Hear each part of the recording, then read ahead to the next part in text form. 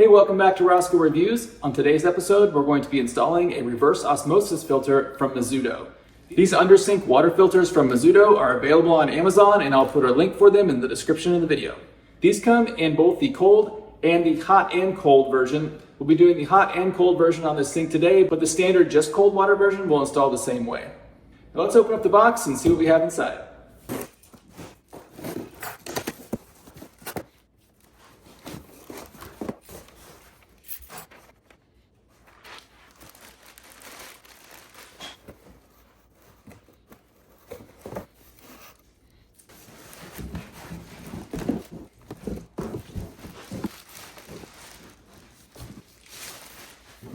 Before we get started with the install, let's take a closer look at a few of these parts. This is the water supply shutoff. You'll be able to turn the filter off by this valve, and it will flow directly through here up to the sink if you're going to have a separate sink. If you're going to have a separate faucet, it will maintain flow through here with the filter being off or on. This is an adapter piece for a 3/8, which most American faucets run off of a 3/8 shutoff, so you'll need to have that on there and then attach the valve on it like that. There's a few different hoses. They do pre-mark all of the hoses for how deep they need to be pushed into the push fittings. So when you slide this into there, you'll go until it hits that line. Then you'll know you're far enough. There are several more push fittings attached to the faucet itself, as well as a power line that will run down to the filter unit. In this bag, we have a couple more of the push fittings. And then in this bag, it is a drain attachment. So you'll be running a line over to the drain pipe above the trap, and it will connect onto it with these pieces. If at any point in the process of the install you get confused, there is an instruction manual. The most helpful part of it to me is this diagram on page 7. This shows exactly which hose goes to where, which one goes to the back of the unit. This is a blow up of the back of the unit, and which ones come from the faucet and where they attach under the sink. This was a really helpful diagram. Something to be aware of when you're ordering one of these filters is that this filter part goes in the cabinet underneath the sink. So you will need to have enough space. They are about 18 inches tall, 18 inches deep, and about 7.5 inches wide. So make sure you have that space underneath your sink where you can fit this in the cabinet. Under most standard kitchen sinks, the size shouldn't be too much of an issue. It should look something like this. However, I do mention the size constraints because I intend to install this on a bar sink. So I will be replacing this tap here with the electronic tap that came with this system. And I need to make it fit inside this bar sink, so I'm gonna have to do a little bit of maneuvering around. This had a garbage disposal in it, so I'm gonna swap this out for a standard drain, pipe it over and down to here, and then it should fit in here at an angle. Let's set it in there and see what it looks like. I could set it out even so that it looks more like this, but the plumbing goes in from the back, and so it'll be a pretty tight corner. We'll see how well those lines maneuver, but it's gonna sit in there something like that. If you're going to be running the purifier in addition to your faucet, so have a separate spigot for the purified water, and you want to maintain your faucet, then you will take that faucet line that you detached from here and go off of the top of this.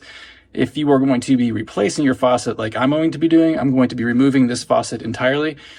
Then you'll either need to cap the top of this, or you can put another shutoff valve on top of this. I got another shutoff valve to put up here that I'll just keep turned off unless I want to change to a different faucet. I have now removed my faucet and made room for my water filter. So I'll go ahead and start by adding the new faucet onto the top of the sink. The way the faucet is designed to attach, you can do all of it from the top. So you shouldn't have to crawl under the sink to attach this onto the countertop. How you do that is you loosen this collar right here.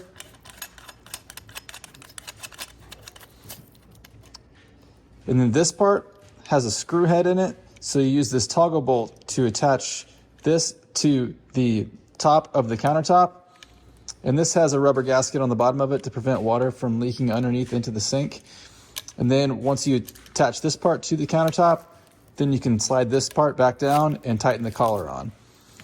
There is a notch cut out right here, and that will line up with part of this little part down in here. So first we need to cut all the zip ties on here and then feed all the lines down through the hole and then attach this part to the top of the counter.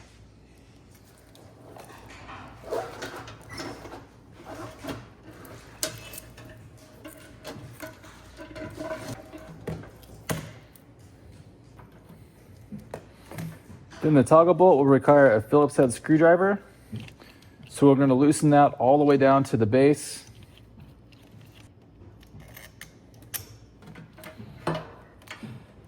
Then push the toggle bolt through the hole and it will collapse this spring and then open up on the back side. You'll want to make sure that it opens up and onto both sides of the hole.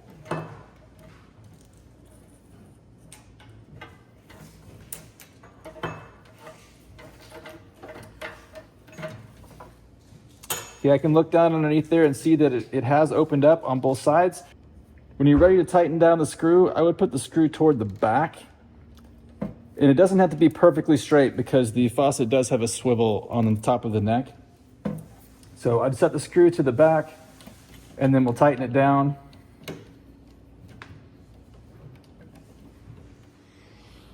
Once you've got the base screw down, it doesn't have to be perfectly straight because the neck swivels.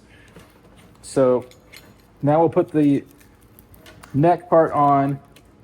There's a little notch on the back and on the front to line up with the little notches on the inside. Once it seats down flush against that plastic part, we'll screw the collar down. Once you have the collar tight down there, you'll see that this part up here, the top part swivels, so we can position that over the sink. Next, let's get our supply line plumbed in. So you want to go off of the cold water side. It's usually the one on the right, but you may need to test it if you can't tell by looking underneath your faucet which one is which. So this is my cold one on this side, so that's where I'll be attaching my diverter piece. Since I'm coming out of a 3/8, I will need the little adapter. These pieces do have rubber gaskets in them, so you don't need to use Teflon tape. So we'll just screw these directly on. It's nice that they have thumb screws on these so we can just tighten them up with our hands. We shouldn't need a wrench to get these real tight. Next, I'll have the diverter piece.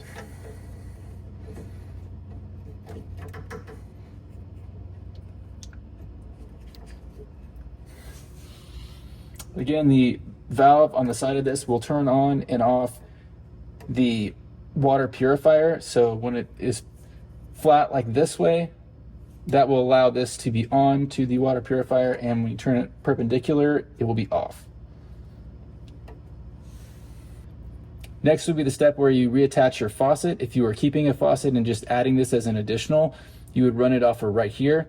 Since I'm not going to be using another faucet, this will be the only one at the bar sink, I'm going to put an additional shutoff above this. And I will just leave this shutoff turned off.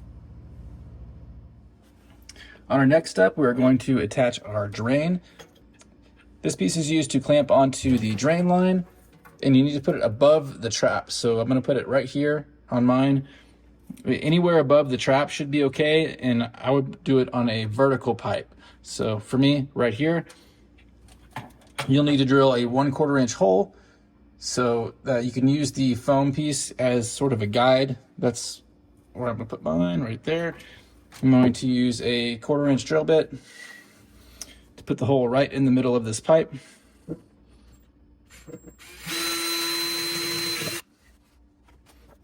Next, you'll attach this foam piece to the half of the drain assembly piece that has the hole on it. So we'll attach this piece right here so that the hole is sealed. So peel the back of this off, and then it will attach right around that hole so that you can see through it. You can see all the way through the hole. Make sure you're not covering the hole. And it will go right over the top of the hole that you drilled. And if you look down in through there, you can see into the hole and into the pipe. Then the other side will go on the back of the pipe, and on the back side of it, there are cutouts for the hex nuts.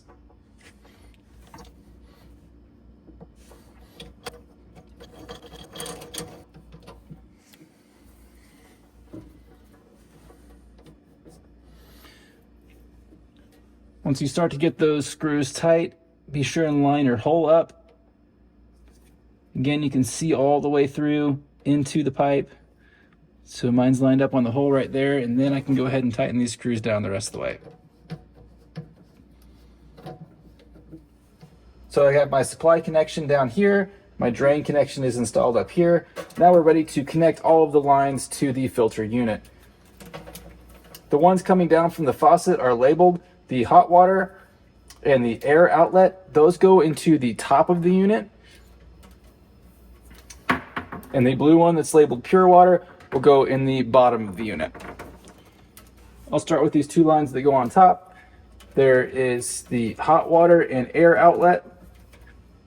So we'll remove these rubber covers.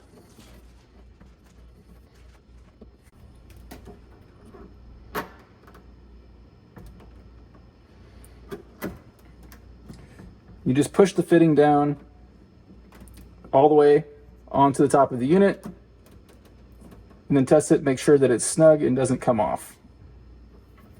On the next one, shove it on, sort of snaps into place. It should be on there.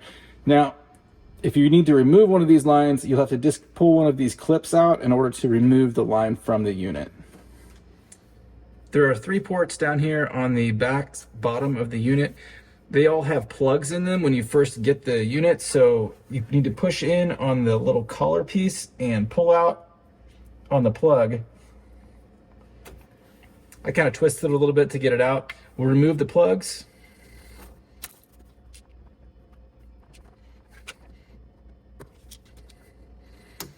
With the plugs removed, we can now connect our lines.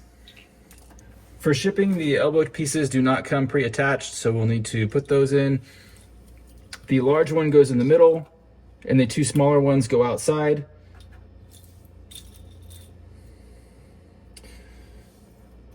Once you have slid the elbow all the way in, you can fit the collar in behind it to lock it in place. That way you won't be able to remove that or won't pull it out by accident. The 2 outside ones are the same. Then if you slide the clip in behind it, it will lock it in place. Now that goes behind the gray circle, behind that gray collar. The little blue clip slides in behind the gray collar, and that will keep you from accidentally pulling these out.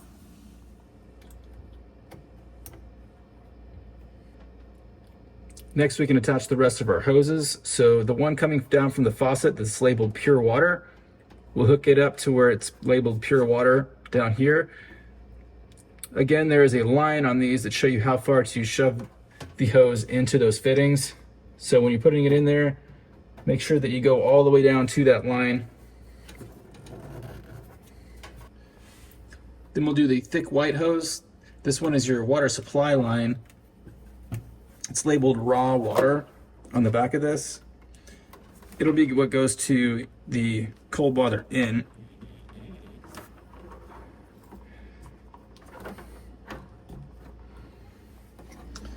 This is a good example. You can see where the hose shoved down in there and it went right up to that line. And then we will take the clip and slide it in behind that gray collar to lock it in place. The last hose to connect to the unit will be this red one, and it is for the drain line.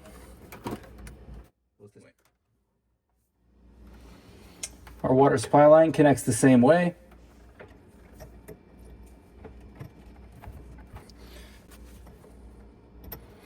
These push fittings are really easy, no tools required. I'll put the drain line in up here.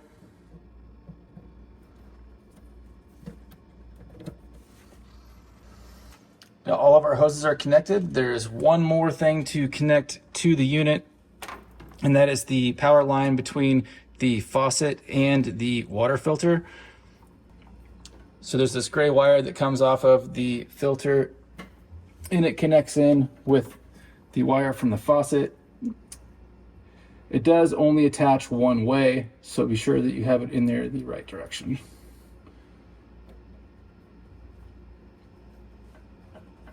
When you shove the plug together, the threads should come up to that red rubber gasket. Screw them together. At this point, it kind of looks like a mess because there's a lot of hoses in here, but I want to go ahead and turn the water on before I tie all these up so that I can make sure there aren't any leaks. So I will turn my water back on.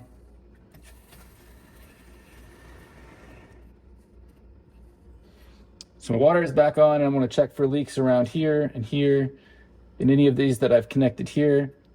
I don't see anything leaking. I also want to check for leaks around down here at the base of the unit. These push fittings are really good, and I don't see any leaks coming out of any of these. Our last step is to plug it in and try it out. So for me, I drilled a hole in the side of my cabinet and ran it into the next cabinet because that's where my outlet was. Most kitchen sinks do have a power source underneath them. It may be wired to a switch if it's with your garbage disposal, and you'll just have to figure out how you want to be able to plug this unit in, but it plugs into a standard 110 outlet. I'm going to plug it in where I had a bar fridge right here. There's an extra outlet in there, so I'm just going to plug mine in.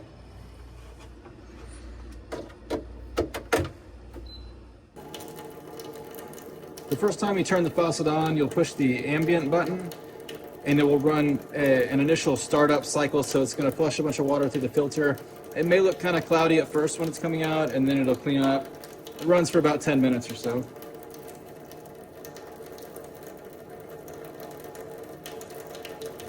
While I was doing its initial startup, I checked everything over and looked for leaks. Nothing was leaking, so everything looks good. We're ready for our initial test. For cold water, you just push the ambient button here, and it will spit out cold water.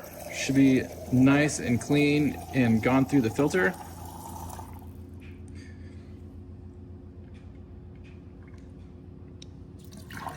Tastes great.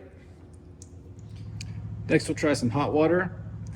To unlock it, you just touch the lock button, kind of swipe down, gives you your hot water. It comes preset to 203 degrees. This would be perfect if you're a big hot tea drinker.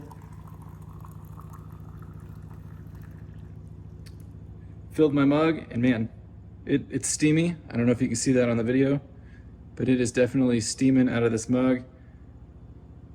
It is very hot, 203 degrees. Before I set the filter unit back in the cabinet, I wanted to show you there are a few controls in the front panel. To get to it, you lift up on this front panel and it kind of pops off. Then you'll have some buttons here. That's an indicator for the filter life and whatnot. And the top one here is the heating function. If you don't want to run the hot water, you can turn it off here. This is where you'll change your filters as well. They do run like 1,000 to 3,000 gallons, so they run quite a while on these filters. And then you replace them there by turning them to the left a quarter turn and pulling them out.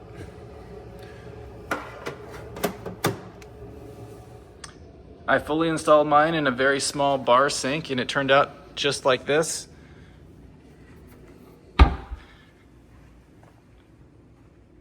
I think it turned out great. It looks really nice on my bar. And that's how you install this reverse osmosis filter from Mizudo.